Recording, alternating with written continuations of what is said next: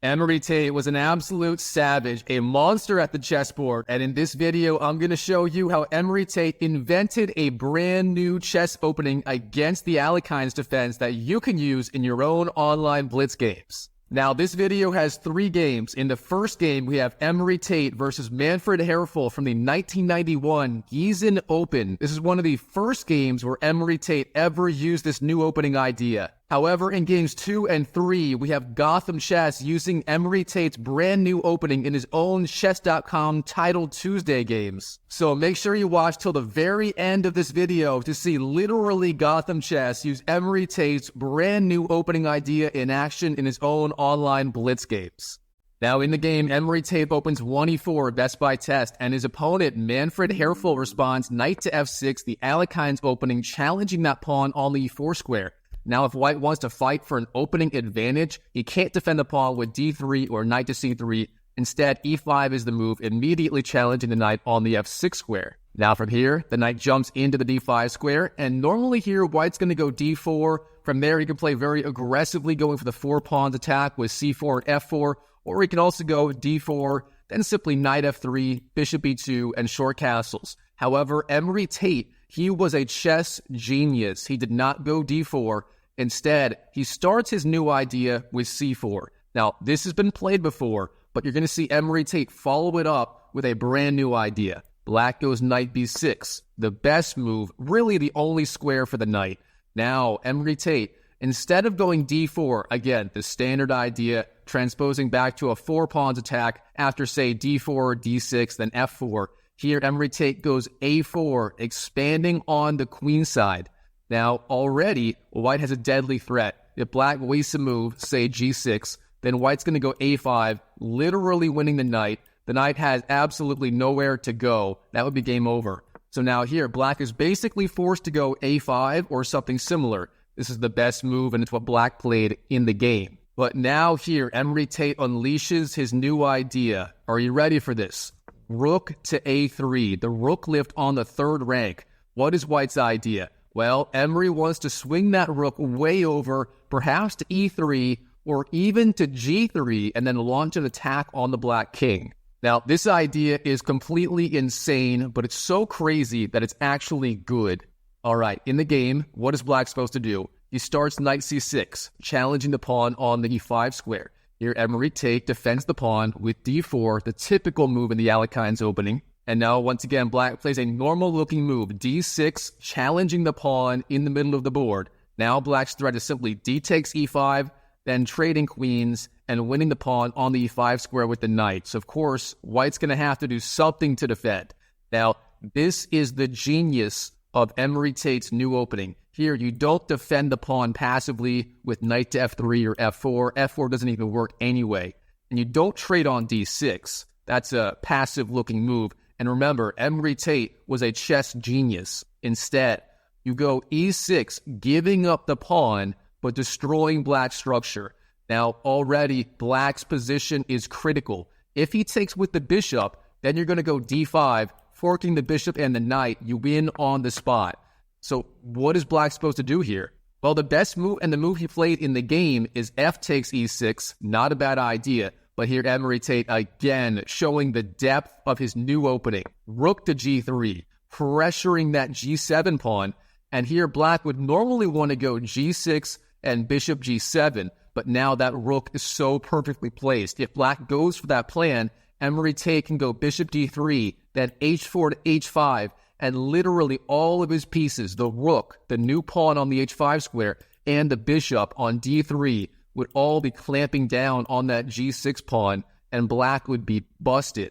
So already, very dangerous position for black. Now here, black does find a good idea, e5, breaking in the center. Of course, the idea if white takes, black can recapture with the knight, getting rid of his double pawns on the e-file. However, Emory, once again, he says, we're not playing that game. d5, expanding in the center and hitting the knight on the c6 square. Now, the knight here has to go somewhere. The computer does like the idea knight b4, as if you go to d4, it's going to be very vulnerable to a future, say, bishop e3 idea. However, black does jump into the d4 square with the knight. It's a slightly dubious move.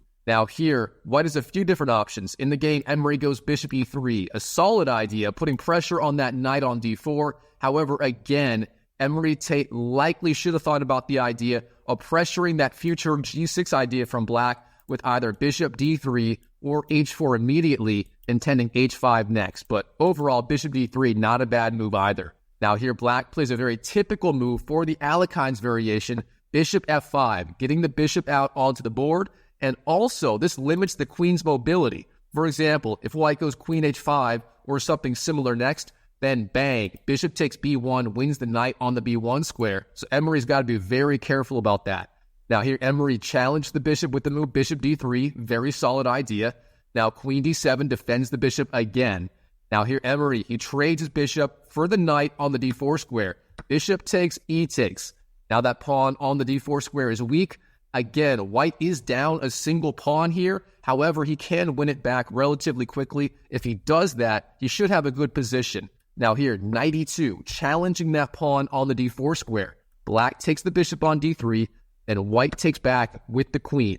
Now, instead of queen takes d3 as played in the game, instead rook takes d3 may have been a slightly better move.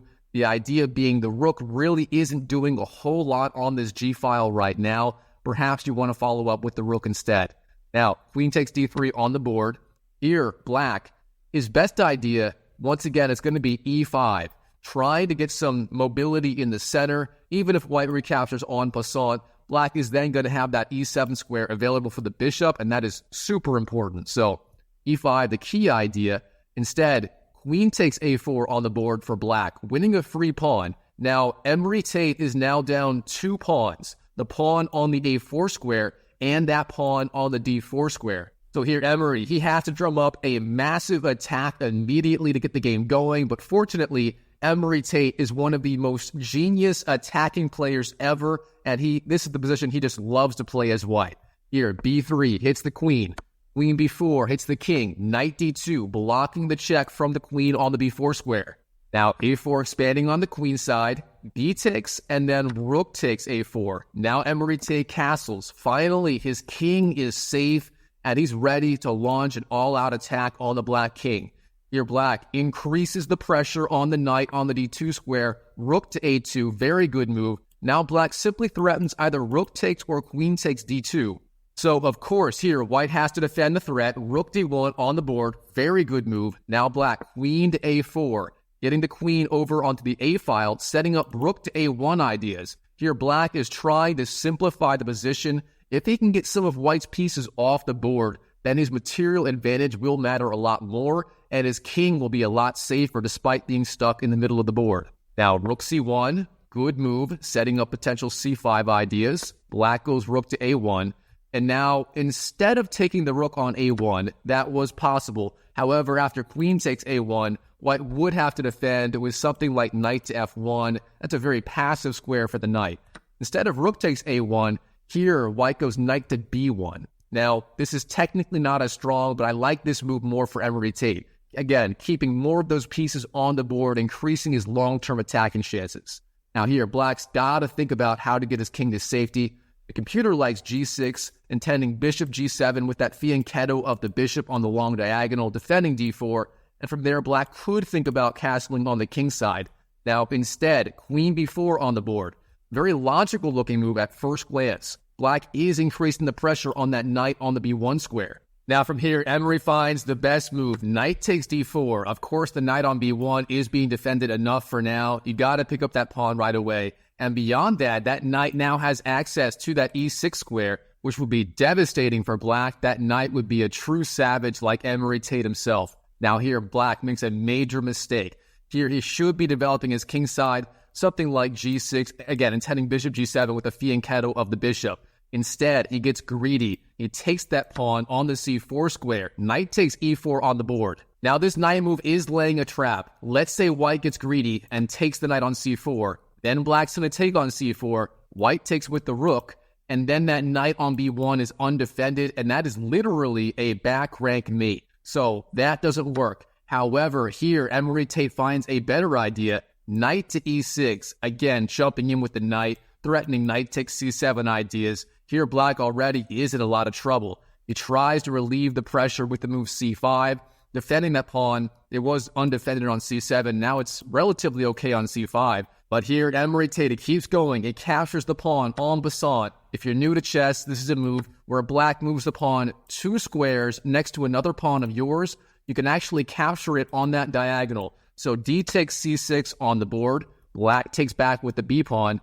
Then queen d1, bringing the queen back, defending the knight, and setting up other threats. Here, black makes a fatal mistake. King d7. He didn't realize that Emory Tate was intending rook to b3. That was the idea of queen d1. Now the queen defends the b3 square, setting up rook b3, hitting the queen, and setting up rook b7 ideas. Now black gets his queen out of danger, but here Emory Tate, he does not jump in rook b7. This man demonstrating his perspicacity a la Andrew Tate, he jumps in with the queen to the g4 square. Now the knight is defended, and Emory Tate has X-ray attacks on the king on the d7 square. Now black retreats the knight, knight to e5, trying to hit the queen. Now if white moves the knight somewhere, say to d4 or a regular square with check from the queen, then the knight just wins the queen and white loses. However, here Emory Tate demonstrating his perspicacity once again with the key move, knight to c5. Now both the knight and the queen are hitting the king. Black can't take the queen. That's an illegal move because the knight still puts the king in check. The king has to go somewhere. King c7. But then rook b7 on the board from Emory Tate. The king retreats to the d8 square. Then rook b7. And here his opponent resigns on the spot. He's simply losing. If the king goes to c7, then queen to c8 is going to be checkmate. For example, king c7, queen c8, it's checkmate. Emory Tate has a mate in one move. His new opening idea was a smashing success, and Manfred Herfel got blown off the board in this game. But don't go anywhere, Chess YouTube. Gotham Chess in the next game is going to show off Emory Tate's new idea in his own game. So let's dive right in here. All right, here, Gotham Chess opens 1e4 best by test, and we're going to fast forward to the Tate variation here on move 5, rook to a3 from Gotham Chess, the key move. All right, let's see how Gotham Chess uses Emory Tate's aggressive opening idea. Here, d6 from black. Of course, black threatening to chop off that pawn on the e5 square. Now, e takes, c takes, and here Gotham, he came ready with his opening idea, rook to g3. Immediately transferring that rook over to the king side, pressuring g7, and this game is going to be wild. All right, here, g6 from black. A good move. Now, this is a controversial idea. Of course, white is lining up h4 to h5 ideas immediately. You typically don't want to fianchetto the bishop when white has these aggressive ideas, but it does work out okay here. Here, Gotham does go h4, the best move, threatening h5. If Gotham gets that in, that is going to be deadly. So black blocks the idea with the move h5. Now here Gotham just continues developing. Knight to c3. I guess the idea was defending that pawn on the a4 square. However, it wasn't totally necessary yet as that queen also supports it. Instead, the immediate d4 may have been a little bit stronger and a little bit more flexible. Now here black, knight to c6. Gotham goes d4, gaining space in the center. Black goes bishop g7. And both sides keep making logical moves. Knight to f3. Bishop g4 pins the knight to the queen on the d1 square. Now bishop e3 supports that pawn a little bit more. Of course, black was threatening bishop takes f3 ideas, so white does have to increase defense of that d4 pawn. Now black rook c8, one of the benefits of bishop to g4, freeing up that c8 square for the rook. Now Gotham, bishop e2, castles, and b3. Just supporting those pawns on the queen side. So far, Gotham playing very, very logical. I mean, everything about this position, other than the rook on the g3 square so far, looks very, very normal and standard. But of course, with that rook on g3, anything can happen. Now here, black has a very critical decision to make. He's basically finished developing. His king is safe on g8. It's time for him to try and increase his stake in the center. Now, he has a couple of options that make sense at first glance. d5 and the other idea, e5. In the game, black goes e5, but this turns out to be a big mistake. Instead, the key idea here for black was, of course, d5, trying to break up white's pawns on the queen side, and if white takes, that damages his pawn structure, and if white goes c5, that also weakens his control of the squares on the queen side. So overall, d5, best idea for black. Instead, black goes e5, but this is quite a bit weaker, and here Gotham Chess starts to take over with a series of very precise moves. First, d5, expanding in the center, forcing the knight back to the e7 square, and here Gotham Chess finds the best move, a brilliant move, making full advantage of that rook on the g3 square. If you like puzzles, go ahead and pause the video right now and try to find the key idea for Gotham Chess in this position. All right, I hope you found it. The key move here, of course, is rook takes g3. You give up the rook for the bishop, and in exchange, you get your attack going at the speed of light. Here's the idea. After h takes, then you jump in with the knight to the g5 square. Knight g5 on the board. Now, here's the idea. This h-pawn is no longer blocking white's pawn on the h4 square, and that means h4 to h5, maybe even h6 or h takes g6 are now possible. White getting that attack going on the king side, sort of in the spirit of that Yugoslav variation against the Dragon Sicilian. So now here, black has to defend. Knight to f5 is the move, bringing in the knight, putting more pressure on the king side with the knight and the queen, and so on. Now white, bishop takes g4. A controversial idea. Of course, the knight was putting pressure on that bishop on e3. That dark squared bishop is so important for white because white needs it to challenge black's bishop on g7. With that in mind, perhaps bishop d2 or bishop c1 would have been a little bit more precise. But of course, this is a Title Tuesday blitz game. Here Gotham busts out the move bishop takes g4 immediately. Not a bad idea. Now black does take the bishop. That is the drawback of that move bishop takes g4. Now, f takes e3, and then rook to c7 from black, increasing the defense of the king side with his own rook lift. So very good idea from black. But now Gotham, he increases the pressure. Knight c to e4. We're seeing all of his pieces just closing in on the black king side here. The knights, the bishops, the h-pawn going up, the rook, even the queen has access to the king side now. Now here, what should black do? Well, it turns out his position is already critical. For some reason, the computer says the only good way to defend in this position is the move bishop to h6, perhaps trying to block the h-file. It's a very complicated move. Instead, black goes f5, expanding on the king side. Now, this move looks incredibly logical. Obviously, you're hitting both the knight on the e4 square and the bishop on g4. However, it turns out this move is a blunder for tactical reasons. First of all, Gotham obviously jumps in with the royal triple fork, knight to e6, hitting the queen, the rook, and the other rook. You don't see this move every day, folks. All right, now obviously black is going to have to move the queen. Queen d7 on the board. Now here, there is a brilliant move for Gotham Chess. Again, if you like puzzles, pause the video and try to solve this puzzle right here. This one is way more complicated than the previous one where it was rook takes g4. This move is absolutely insane. So, if you like puzzles, pause it right now and try to find it. All right, I hope you found this move. If you did, you deserve 17 Happy Meals, my friend. This move is unbelievable. You don't defend the bishop. You don't defend the knight. Instead, you go h5, just trying to blow open the king side as quickly as possible. Now, the complications there are absolutely insane, and it didn't happen in the game, but that was the key idea. And we're going to see that move again and again in this game. Instead, Gotham goes knight takes c7, picking up the rook on the queen side. A good idea, trying to deflect the queen away from the defense of the king side. And black goes for a queen takes c7, then knight g5 from Gotham. Good idea. Again, threatening knight to e6 with that fork on the rook and the queen. Now, black takes the bishop. Gotham jumps in with the knight, the best move. Black goes queen to e7. Turns out not the best square for the queen, and here Gotham can get a massive advantage simply by picking up the rook on the f8 square, then capturing the pawn on g4, and then finally trying to blow open the king side with ideas like h5, activating the rook on the h1 square.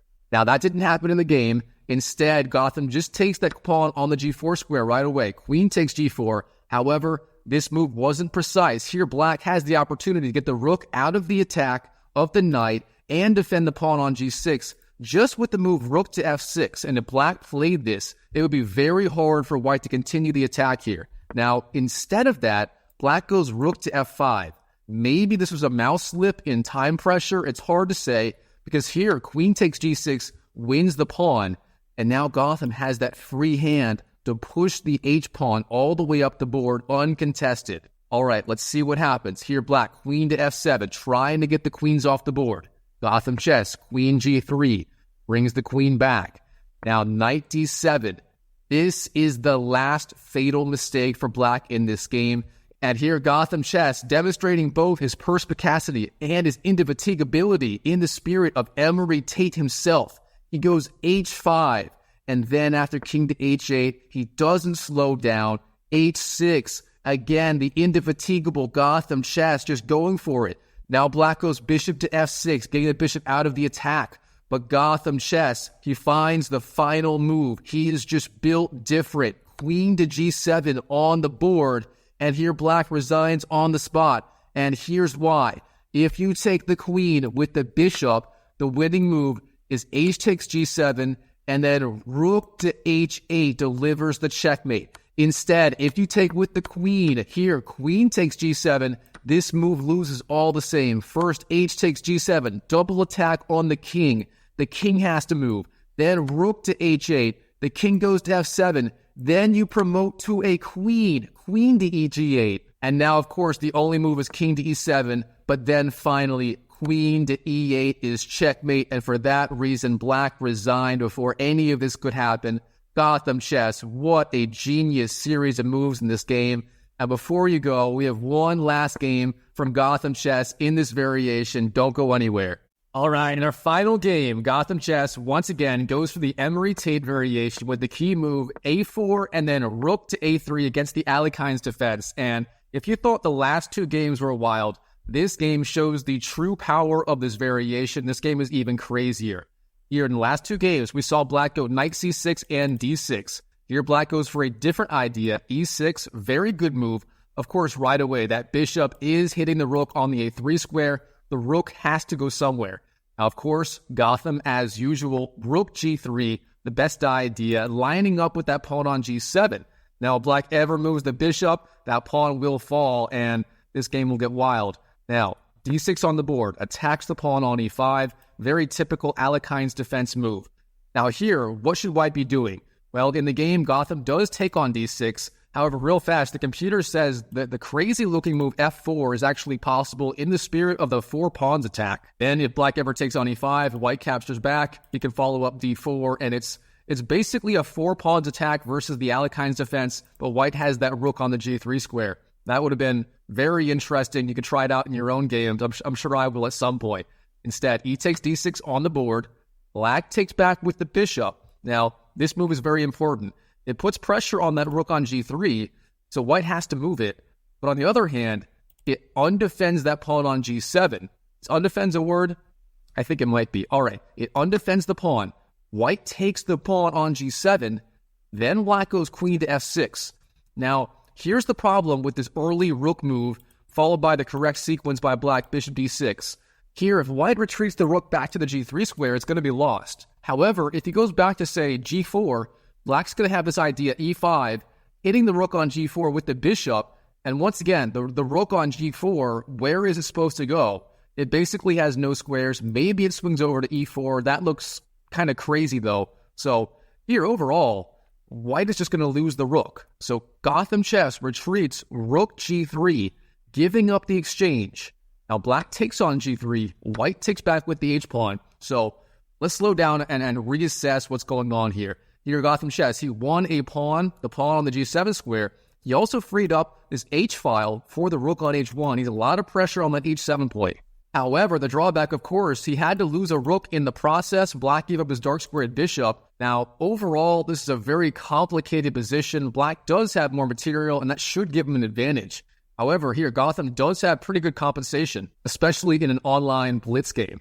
Now, from here, black tries to get his queenside development going. Knight c6, knight c3, then bishop d7, setting up long castles on the queenside. That's likely the best idea. You definitely don't want to castle kingside here, as the g-file is already so exposed. Now, Gotham, knight f3, black castles queenside, then d4, gaining space. We've seen Gotham play in this manner in the last game. He likes these, very safe, solid central pawns. Now, black What should he be doing here? Well, white has the threat, bishop to g5 here. Of course, that move wasn't possible on a move prior as the d-pawn blocked the bishop. Now, after d4, bishop g5 is a real threat. Black's going to have to respond. Maybe he wants to go queen d7, setting up f6 ideas, defending. Something like that may have been good. You could also go rook to g8 here, again, reinforcing that g5 square. However, instead, here, black goes knight to b4. He literally ignores the threat, and then bishop g5 on the board from Gotham Chess, skewering the queen and the rook on the d8 square. That means Gotham Chess is going to win back his rook, is going to win back the exchange, and then he's just going to be a pawn up with an overall better position. So, queen g7, bishop takes, rook takes, bishop b2. Now look at this. Gotham Chess is up a pawn. He has the safer king. The king can't actually go to the f1 or the g1 square. It's going to be safe there. The rook has pressure on h7. It could also go to the h4 square at some point. And white's pawns on the queen side are very far advanced. You could try to get something going on the queen side with, say, c5 or knight to b5 ideas. So overall, Gotham here is absolutely crushing it. Now here, black, bishop c6, good idea. Putting pressure on that knight on f3. That also means the pawn on d4 is now more vulnerable. For example, black could take on f3, and if white takes back, then rook takes d4, wins the pawn on the d4 square. Now, how does Gotham defend? Rook to h4, defends the pawn with the rook, very good idea. However, here, black has an absolutely brilliant idea. He can win the pawn on d4 anyway. Yes, that pawn is defended 3 times by the rook, the knight, and the queen. It's only attacked twice by the queen and the rook. Of course, if you trade the bishop, that'll be 2 defenders, but still, that's more than enough on paper. However, here's the idea. If black takes on f3, then after g takes or bishop takes, rook takes d4 is the move. Here's why. If you take with the rook, rook takes, queen takes, and then knight to c2, forks the queen and the king. Black's going to win back that pawn, win back the queen, sorry, and now he's regained a pawn, and he's got a better endgame. So, overall, there were some crazy tactics right here with the idea bishop takes f3, and then eventually that knight fork on c2, hitting the king and the queen on the d4 square.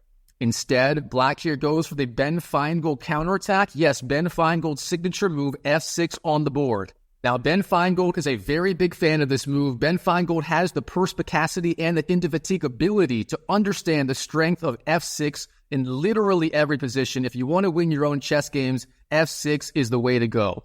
Now, Gotham, king to f1, getting his king off the e1 square. Of course, now the king has access to g1. It's going to be a lot safer there in general. Now, from here, both sides play some kind of developing moves, kind of feeling each other out. They're kind of dancing with each other. Not a whole lot happening. Bishop g6. And finally here, Gotham Chess, he decides it is time to strike on the queen side. He goes for it with the move c5. Now, this move looks strong for like 2 seconds. However, if you look at it longer than that, you realize black has access to the d5 square. That wasn't possible here as the c-pawn did defend d5. So after c5, then knight to d5. Here, white doesn't really have anything going on the queen side. It's kind of hard to get the pawns rolling here. Those knights just blockade everything so well. However, Gotham, he thought 2 steps ahead. He has an idea. It's a little weird. Knight b5. The knight here is not threatening knight to a7. Gotham has a completely different idea. Here, black, king b8, defending against that threat. Solid idea.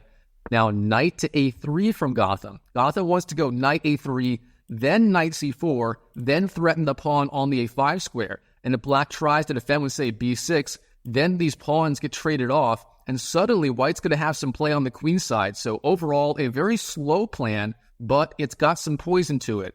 Now black, he makes use of that Ben Feingold signature move and breaks in the center with the move e5. Of course, the Ben Feingold f-pawn supporting the e5 pawn now. Now here, Gotham jumps in with the knight c4. Very good idea, pressuring a5, pressuring e5. Gotham's plan finally coming to fruition here. And now this is a critical position in the game for black. Black has to find the right idea. He has 2 main ideas with the pawn. Obviously, the knights and the pawn are all threatening e5. Black has to do something with it. Now, do you take on d4 or do you go e4, expanding in the center? It turns out e4 is the best move here, gaining space. You can start pushing the f-pawn as well. That would have been the right idea. Instead, e takes d4 is played in the game, and here black loses a lot of the potential in the position. Now Gotham takes on d4, Black goes f5. This is part of his idea. He wants to go f4. However, here, if he just demonstrates his perspicacity with a move like knight takes a5 or bishop to f3, putting pressure on the knight on the d5 square, I can't draw arrows, on the d5 square, then he's going to be just fine. But instead, Gotham, he plays sort of a typical Gotham chess move. And if you studied his games like I have, you know what I'm talking about. Bishop f1. Gotham just loves to play it safe in his games. I mean, the new Gotham 2.0 is playing a little more actively, but in his old games, he often just kind of makes these waiting moves, hoping his opponent is going to mess up. And here this move backfires. Black strikes with the move f4, gaining some more space on the king side and trying to get rid of some of these pawns and opening up files against the white king. Now, rook h3, again, a very passive move. Black's going to take on g3. White takes back with the rook. And now here Black has some different ideas, but he doesn't find the right idea. He goes queen to e4. Black's idea here is he wants to go queen c2, trying to force the queens off the board, but it turns out he actually has more attacking potential against the white king than the other way around. So with that in mind, Black should have kept those queens on the board. This whole queen e4 idea doesn't make a whole lot of sense. Now, the knight on e4, on d4 is being pressured. Knight to f3 from Gotham defends. And now queen c2, trying to force the queens off the board. But here Gotham starts to take over once again. Queen takes, bishop takes, then that pawn on the a5 square is undefended. Knight takes a5, wins the pawn. And here Gotham Chess is up 2 pawns in this position. He's got that 3 versus 2 pawn majority on the king side and that 2 versus 1 pawn majority on the other king side. Of course, this being the queen side. I can't talk right now. All right, what is Black supposed to do here? In the game, he goes knight to c6, but this is just suicide. White's going to take on c6, which is what Gotham Chess does. Then after a b takes, suddenly Gotham has that protected pass pawn on the queen side. This is just devastating. Now, knight d4 defends that pawn on b3. Bishop takes b3, not possible. Black goes bishop d1, trying to get the bishop out of the attack of the knight while keeping pressure on b3. Decent idea. But now knight takes c6, forks the king and the rook. Now Gotham Chess is up multiple pawns plus the exchange, and it just gets worse from here. Rook d3 defends the knight on the d8 square and attacks the bishop on d1. So now bishop g4 trying to get the bishop out of the attack. f3 hits the bishop. Then rook d2 defends the rook. Black goes c6 trying to defend, but it just gets worse and worse. Knight to f7 threatens knight d6, hitting the king and the bishop. Black ignores the threat, and then knight d6, and suddenly Gotham is up literally multiple pawns, a bishop, a rook, and from here, the rest of the game isn't super important. I'm just going to kind of show it in fast motion here, but wow, what an incredible series of games in the Emory Tate new opening against the Alekhine's defense. Now, you can actually use this new opening in your own games. It's a lot of fun. I highly recommend it. Now, Chess YouTube, what do you think of Emory Tate's new opening? Was this good? Was it bad? Do you want to see more videos like this? Share your thoughts below. And if you enjoyed the video, go ahead and like the video, subscribe to my channel, and check out my Magnus Carlsen playlist, which is showing up on your screen right now. And I will see you in the next video.